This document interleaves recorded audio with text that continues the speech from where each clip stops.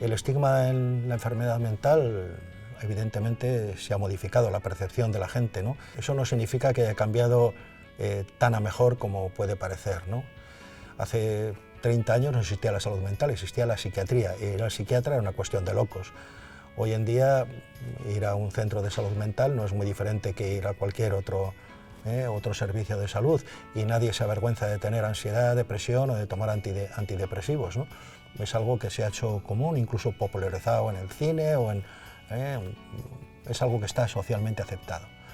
Sin embargo, esto no es tan así cuando hablamos de personas con enfermedades mentales graves. Cuando hablamos de personas con esquizofrenia o con otras enfermedades por el estilo, las cosas no son tan así. Una cosa es que a la gente, y sobre todo a los políticos, se les llene la boca diciendo que las personas tienen los mismos derechos, que son todos iguales, etcétera, etcétera, y otra cosa es lo que sucede o lo que la gente puede tener en su cabeza en relación con la asociación entre violencia y enfermedad mental, o la oposición que las mismas personas que defienden igualdad de derechos luego pueden manifestarse y oponerse a que un hospital de día se ponga en los bajos de su casa.